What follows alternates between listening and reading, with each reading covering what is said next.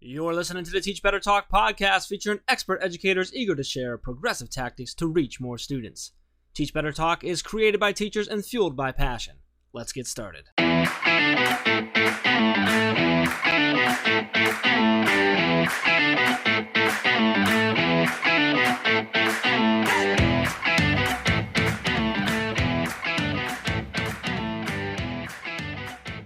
Hey everyone, welcome to episode 223 of Teach Better Talk podcast. My name is Ray Hewer, and as always, I am with my hysterical co-host, Mr. Jeffrey Gargis. How are you, Jeff?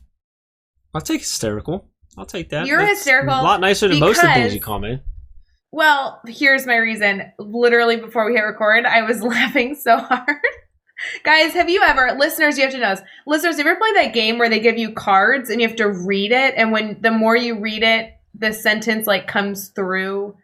You know what I'm saying? Jeff, help me out. You know what I'm saying? Where it's a jumble of words on the card and you read it and read it and read it and it sounds more like a phrase. It's a game. Mm-hmm.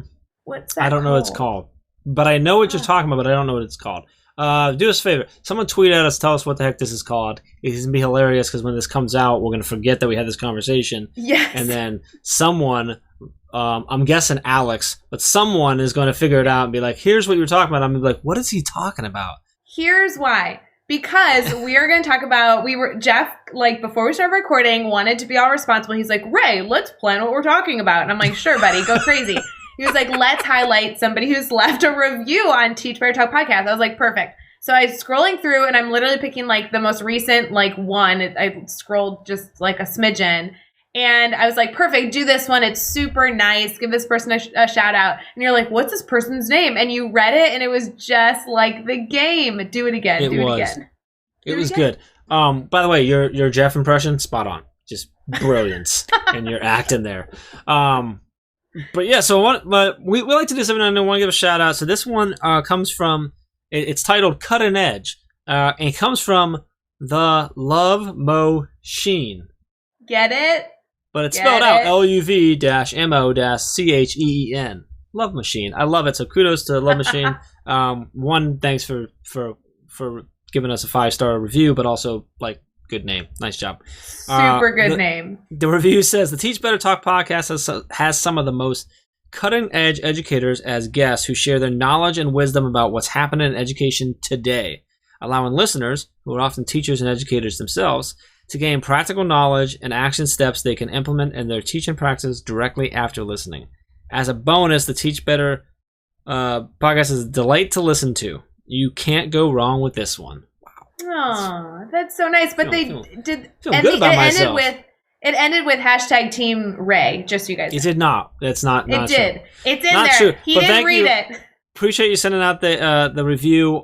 If you're listening right now, do us a favor. Give us a review on iTunes. You don't have to give us a 5-star. You do give us whatever your heart desires. We prefer a 5-star, but whatever. And maybe we'll read your review next sometime and highlight you. So, and also, cool. We've said this before, but if you guys like listening, obviously we love being able to do this. We're on 223, so obviously we're enjoying some of this fun work that we get to do, chatting with educators. But it's always exciting when we get new listeners, and your rating and review actually helps us do that. And so when I actually learned that, then the podcast I listened to, I'm like, oh my gosh, I need to go write them a rating and review because it serves a purpose beyond just me being like, oh yeah, you guys are awesome, but it actually serves a purpose to support other educators and kind of have this mindset of being better together. So I appreciate you guys. Yeah, and what it brings us up, so we're more likely to be found, which means if you do believe that this is providing any value at all by allowing us to be found more and helping us be found more, you're helping other educators, which is what we're all trying to do. So I love it. Speaking of super awesome, amazing people, our guest Markenya Williams is just so awesome. So she's been a very active participant in our administrator mastermind, which happens on Tuesdays. We have them both at 9 a.m. Eastern time and 7 p.m. Eastern time. Markenya is normally with us in the 7 p.m. She is been in education for 15 years. She's had a whole bunch of different positions throughout her career. More recently has switched and shifted to doing consultant work. And I'm really excited about that and seeing where she goes and how she grows and just what she's going to be able to do to provide to even more educators and more schools at this point. But super passionate just about the work she does. I really enjoy her story of how she got into education, that education found her and when she got and stuff. So I'm really excited for you to listen to that and share that. I think so much of Markenya, so I'm super excited for this. Ray, anything you want listeners to pay attention to? Well, I mean, obviously they should pay attention to the whole thing. That's a dumb way of asking that question. I love that she's a Chicago girl, so yes. Just further connection. She's in the right time zone over with me versus Jeff's weird East whatever. I do want to say, though, Jeff, I love that she joins the mastermind. That group, I don't mean to get on a tangent here, but that group started because we were providing so much support for teachers that we wanted to just provide an outlet to support administrators because they're educators as well. And it's grown so beautifully. Like, we were doing this, like once a month or every other week? Now we're doing it every single week, twice a day on Tuesdays. And guys, these are busy, beautiful conversations of people coming together and talking shop. I know I don't get to jump into all of them, but gosh, I love the space that they've created there. And it's totally about the people that are there. Yes. Not about what we're doing. Like, we just have a Zoom link. Like, that's all the Teach Better team does. We don't need to be there, like, honestly. No. Like, it's... No, I mean, what's really... Go ahead. It's just... No, I was going to say, I just think it's really great that people actively choose to come together. And in my mind, it's just this beautiful way to start and end your day. I think that's great. It is, and I think what's one of the funnest things for us is that we originally started doing the 2 times on Tuesdays. We're like, we didn't know which time would be best, and we kind of wanted to test them out. And then, like, very quickly, Dave's like, we're just going to keep 2 times. We may have to do a 3rd one. And I'm like, hey, that's good. It's awesome. It's growing so well. And what's so cool about it is both of those times, there's such families, but when you get there, if you're a first timer, you wouldn't even realize that you were the first timer or that any of these other people were there forever because it's so welcoming and stuff. So really cool. So that's over at teachbetter.com/mastermind. Little impromptu mention of that. Thanks to Markenya. So. And can I just throw in, guys, if you're listening to this and you're like, maybe, go register because the link stays the same. So even if you can't pop in for another, like, 2 months, like, if you're like, Jeff, Ray, I'm so busy, like, don't worry. Just get in there, get the link. That way, if you so happen to, like, get your freed up schedule, like, awesome, pop in. It's super easy. So anyway, sorry to side tangent. I think it was perfect. That was a good way to go. And with all of that, let's get into episode 223 with Dr. Markenya Williams. All right, we'll be right back with that episode, but I do want to make sure that you know that you should be listening to all the podcasts, a part of the Teach Better Podcast Network. Yes, Teach Better Talk is a fun one, and we really appreciate that you have subscribed and hopefully rated and reviewed this podcast. But we also have other podcasts that we have the opportunity to highlight over in our podcast network. Head over to teachbetter.com/podcast to see the full list.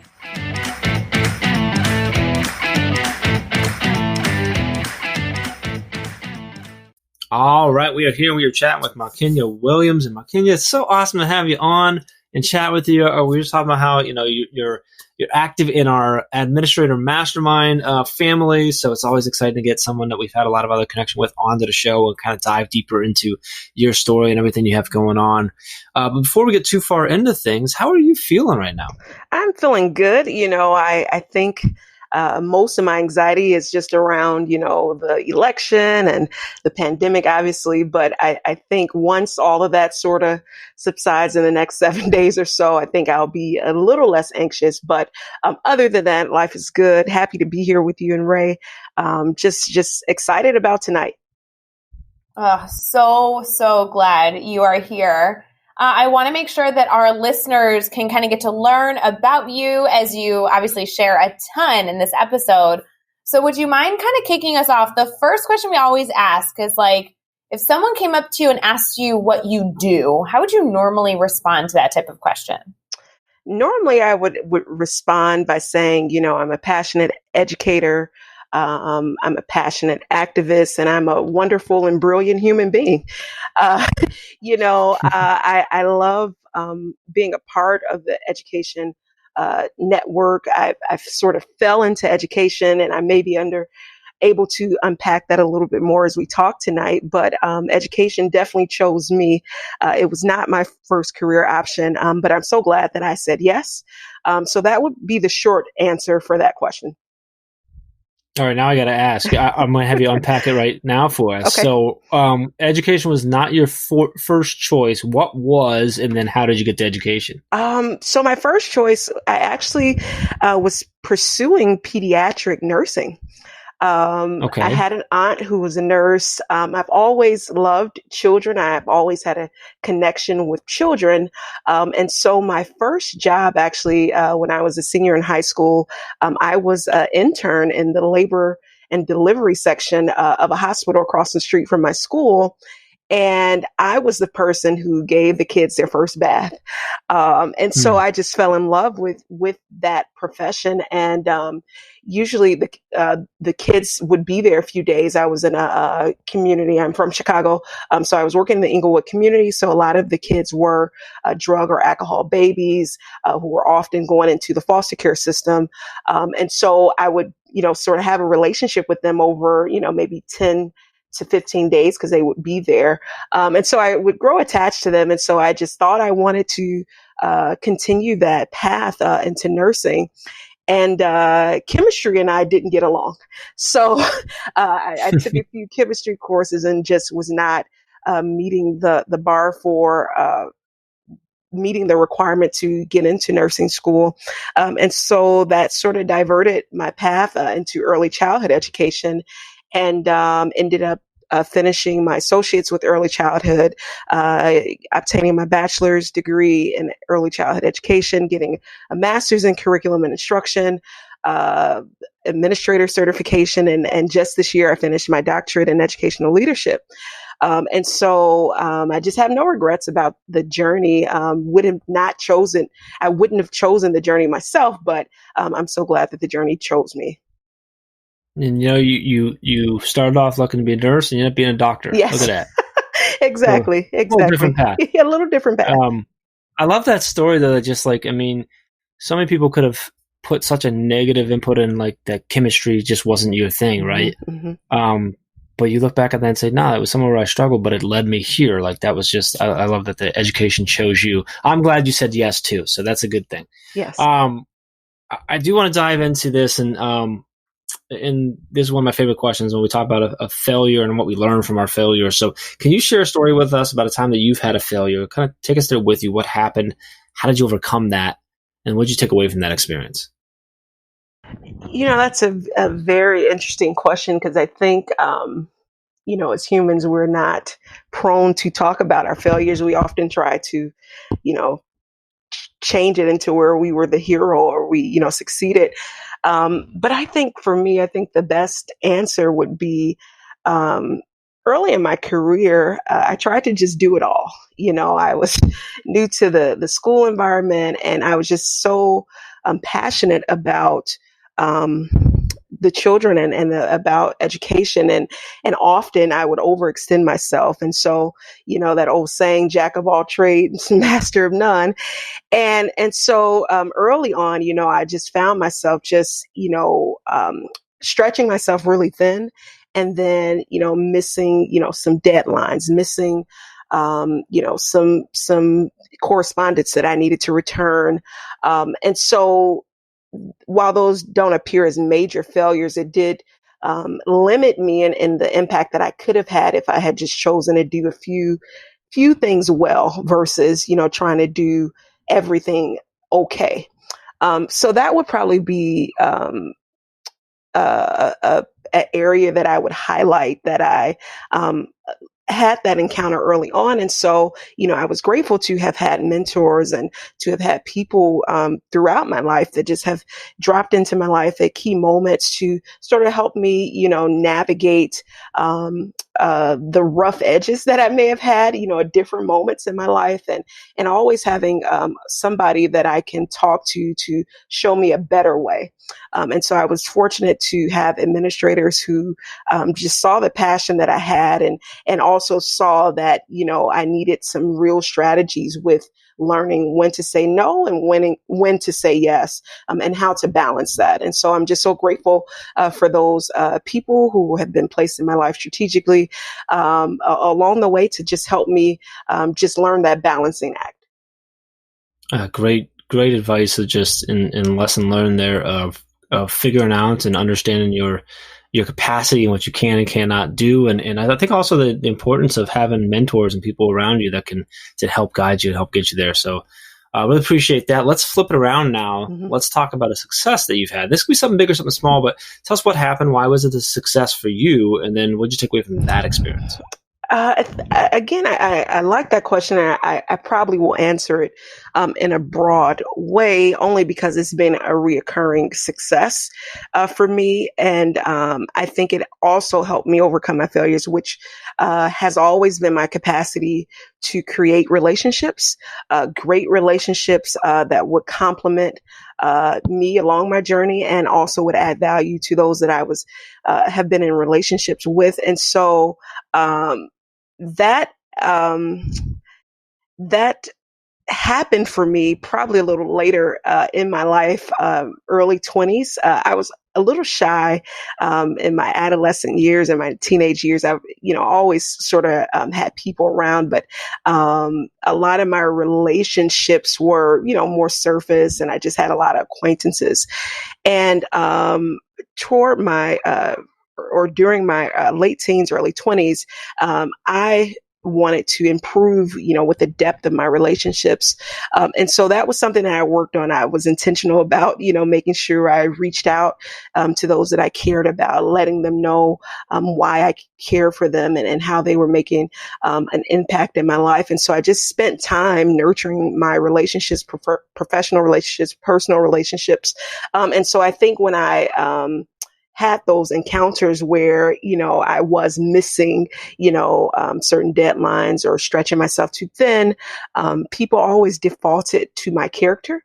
And so they knew that I was just not blowing off events, or my character was someone that was loyal, someone that was trustworthy. And so in those moments where, there was some things that I just needed to fix, my character always showed up because I invested in my relationship. So I think overall, that would be one of the greatest success that I'm so proud of. And even to this day, just knowing what relationships to nurture and what relationships, may even that season may have passed forward. So just being able to gauge that.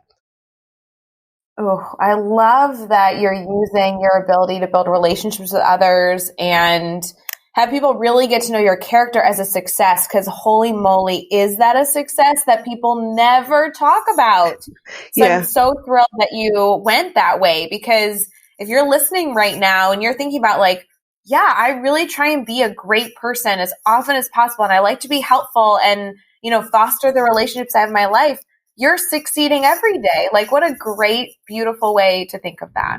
Thank you. And it took time, again, relationships take work, and especially in our field, we have to be so many things for so many people. And often the people closest to us suffer, so if we've had a stressful day at work, we may come home and be a little agitated. We may be a little short tempered with, our close family, just because the weight of the job, or our various roles. And so, I really had to learn, how to balance it, by, letting go and maximizing small things, even if I wanted to do something bigger. And so, Ray, that really, it has taken work, and I'm not perfect in it, but, I try to keep my word. I try to show up, and if I'm not going to be there 100%, I just won't engage in whatever it is. And so that has just been a part of my character. And I try to just keep that as in the forefront of all of my commitments. So yes. Love that. No, it's so important. So if you had to identify kind of what's keeping you excited right now about education, what's fueling your fire in everything that you're doing, what would that be? Honestly, I'm so excited about the inclusion and equity work that is being done nationally, and if not globally, when we turn on the news, there are just, you know, overall, people are saying it's time for change in various settings and various atmosphere, and especially in the education world. And so that is something that I am extremely excited about because I am passionate about that. I often tell people about my experience, my K-12 experience was very, sort of unorthodox, if you will. I didn't grow up in the public school environment. I lost my father when I was 7 years old. And so I was raised by a mother. And I don't want to say a single parent because it really does take a village to raise a child. And so I was fortunate to have a network. But my mom was the only parent that raised my brother and I. And so she was adamant about us, being able to be literate. And she grew up in the inner city of Chicago. We were living in public housing up until I was about 7 years old. We moved a lot. My mom finally bought her first home when I was 12 years old. But between 7 and 12, we had a lot of instability. And so that came with us occasionally living with other people, sometimes even, having to spend a night or two in our car, living in motels, and all of that. But we were always at school and tuition was always paid. And so when I came into the public school environment, I said, wow, this is what my mom was shielding me from. I just saw the major deficits with inner city kids not being literate. And I became relentless as a classroom teacher, ensuring that my children were able to leave reading. I was an early childhood teacher. And so for most of my teaching career, I taught preschool students. And, over the 6-7 years that I taught, every year I had a average of 85% of my preschool students leaving reading. And I was very transparent with parents. I taught in the Inglewood community. I said, I can't, assure you of what your child will get after me. But I do want to give them enough foundational skills that even if they get, a subpar teacher, a subpar experience, that they have enough from me to build upon. And so we can ensure their literacy. And I would always give them strategies to work on at home. And so I was really passionate about neighborhood schools being strong. Yes, I'm grateful for the charter and the magnets and all of that. But my focus has always been on having strong neighborhood schools. Although I am grateful that my mom, made the sacrifice to put us through public education. Through private education. I don't believe that parents should have to make that extreme sacrifice, not in America. And so my focus has always been around equitable resources, inclusive settings. And so I'm just so grateful that now the world is turning their eye toward that. I love that. No, I couldn't agree more. And I'm so glad that you took the time to highlight that is exciting, because it's extremely exciting that this is work that is being done. I know that you've offered a lot of advice so far, so I feel a little silly, but I'm going to ask you this question anyway, because I just think that we can always use more advice. So if you had to pick one piece of advice, whether this be for a new teacher or any educator listening, what type of advice would you like to leave our listeners with? Wow, you're limiting it to one, or can I give more than one? I know. Well, you know what? You play the game however you want. You've already shared so much. You do whatever you want. I'm not going to cut you off. That's for sure. Okay. I think I could answer it probably in 3 pieces of advice, and they sort of complement each other. The main piece of advice that I would offer would be is to observe the school culture and build relationships. I think that is so important to being able to thrive in those environments. A lot of times, especially when you're new to an environment or new to the profession, like me, you want to do it all. But an advice that I wish someone would have told me would just to spend some time observing. Figure out, who the main players are, figure out where the gaps are, figure out where you would like to fit in that setting. And then I always encourage people to come prepared. When I was working with my department, when I was teaching, there were so many times when we would do peer observations that the teachers were not prepared. And so that's when we would see behavior start to escalate in the classrooms. That's when we would see children were not interested in the subject because the teacher was not prepared. So always come prepared, and that does mean doing more work on the front end, but it saves you time on the back end. And then lastly, I would just remind people of the old saying, slow and steady wins the race. And transformative work takes time. And that was something I had to learn, that I had great ideas, I had great passion. And often, I would, just try to drag people along and so we can get there, quickly. But the older I got, the more experience I got, I just learned that transformative works takes time. And so I would just encourage, all educators, just to remember that and not to get discouraged just because you want to see something change, in a school year. But often, that lasting work, takes possibly 2 to 5 years to really make that impact that you would want to happen. Transformative work takes time. That is such a good quote, piece of advice there. I love that. Let's keep it going. Let's keep having some fun here. What we're going to do now, Markenya, is the next 6 questions I'm going to throw at you, and your goal is to answer each one in 15 seconds or less. You ready to go? As ready as I'll ever be. I love it. I'll take it. All right. What is one ed tech tool you cannot live without? Kahoot. Give us a book you're reading right now. Culturally Responsive School Leaders by Dr. Muhammad Khalifa. Who do you follow on Twitter or Instagram today? You can give us up to 3. Oh, wow. At Dina, I'm sorry, not at, but I'm thinking about Twitter, but Dina Simmons, that's her hashtag on, IG and Twitter.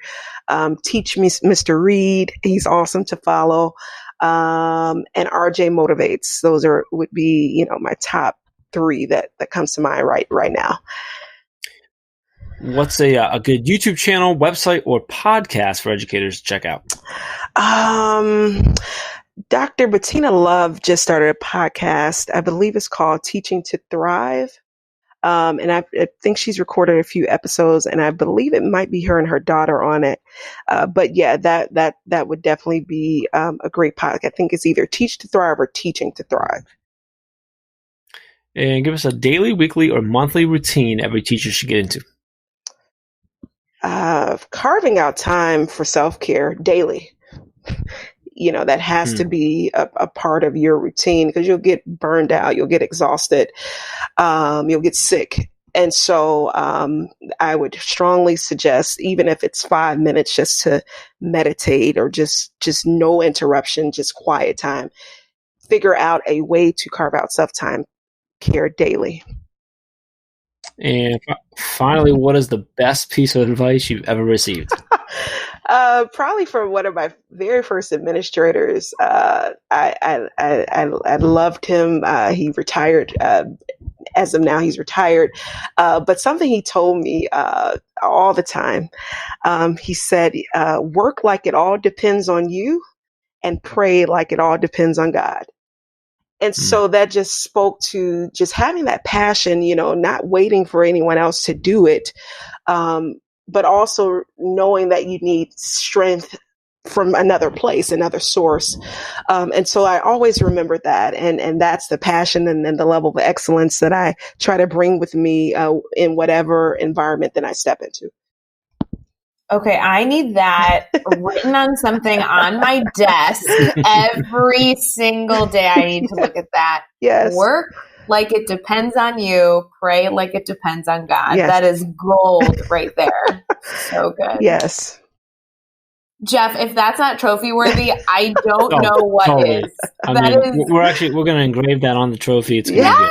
Oh my gosh, it should be engraved on the Teach Better Talk trophy. Yes. It has definitely been a gem and a source of strength, actually, as I have navigated just various highs and lows in my professional life, personal life. And I think the first part probably stands out to me more. And it just speaks to having that level of excellence and integrity when you're, putting your hand to something.